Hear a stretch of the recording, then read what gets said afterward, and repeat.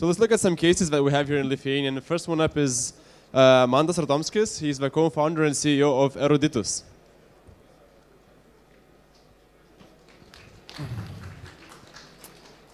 Hello. Probably no one knows Eruditus in Lithuania, as we work almost entirely in foreign countries.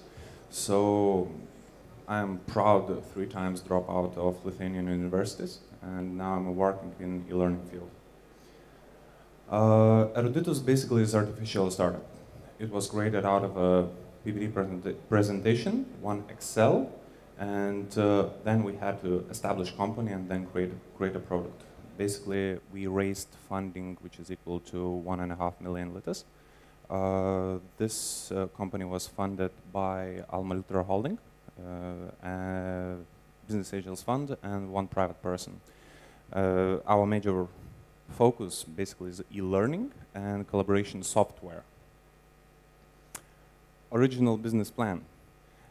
We were young and naive, and we tried to revolutionize education of young children. Basically, we wanted to create a portal on Facebook in which users can access world-class content for a low fee. So it didn't succeed because our first markets were United Kingdom and Poland. We were entering it in partnership with the Young Digital Planet. It's a huge company which is a part of a Sanoma group, and basically they are one of the biggest educational content publishers in the world, and that content is recognized as best quality content all over the world. First attempt was total flop, and when we started to analyze why, we realized one thing, that Western countries are spoiled. And when you enter that country with your proposition, they have several same propositions from such as McGraw-Hill, Pearson, from several universities and so on. So what can do a small startup from Eastern Europe? How they can compete with such grants as Pearson? When we spoke with Pearson first time, they told me one interesting phrase: "Are you nuts? You are trying to do something in the United Kingdom where even teachers don't want to teach." I'm not talking about children who don't want to learn. And then then it was our first hard landing.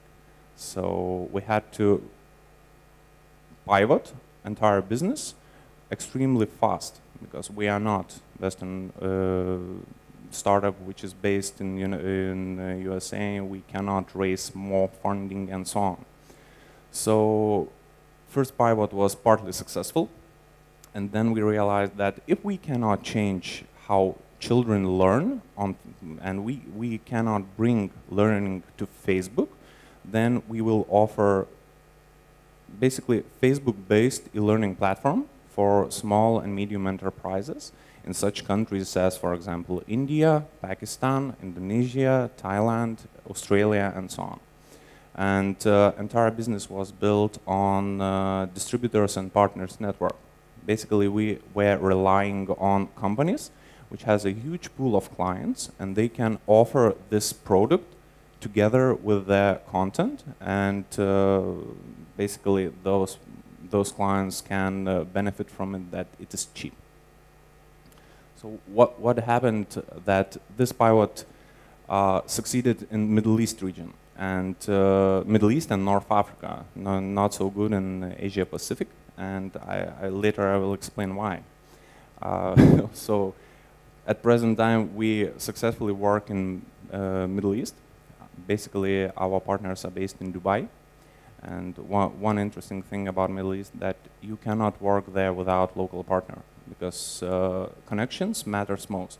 So despite your product and how cool you are and how hip you are and so on, your design, if you don't know someone who can bring you to correct persons and correct people, so you cannot work there. We learned a lot about that culture, so at the moment, but you don't want to learn that too, because it's a total chaos. More than half a year ago, we became cash flow positive, and basically It is a huge shame that we burned such a huge amount of money, but now we work as a normal business. And what is interesting that in Middle East, there was launched a huge project. It is called Cloud Campus, which is backed by Dubai Sheikh, His Highness Hamdan bin Mohammed. And basically, general partner of that project is Royal Family University. And this project includes such names as Zain Group, as Sharjah Islamic Bank, Abu Dhabi Islamic Bank, and so on. And what we realized that while in Western countries education is something not cool, in Eastern countries, guys realize that education is the only ticket to a normal life. So they try to learn and they strive to learn, but there is one thing. They cannot learn because of they don't have money. Middle East region is basically Islamic region is more than 500 million people, and 40% of them are illiterate. So key goal of this project is to decrease that percent to 20% till 2020. So this project is supported highly by United Arab Emirates government, and at the moment they are spilling more than 20% of their GDP to education.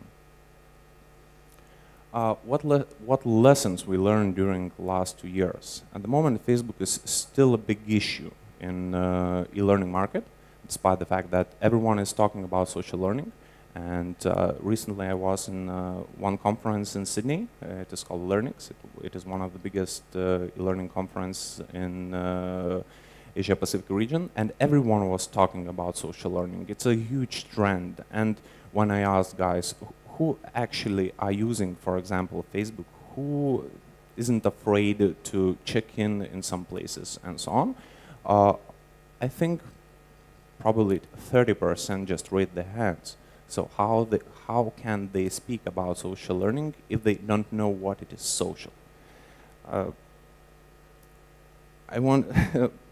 I know that this phrase will sound silly after first presentation, but we realized that in this market there is no money in e-learning, because when we speak about global market, we have a extremely low capitalization and huge amount of players.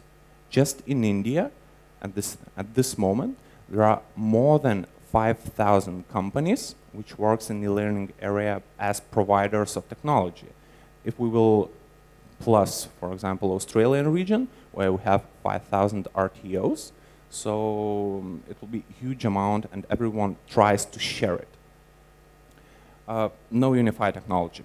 When you try to sell e-learning platform, basically you are selling product, and when you face that everyone has their needs and basically their requirements, they start to require customization. That is the key reason why Moodle basically is the leader of this market still.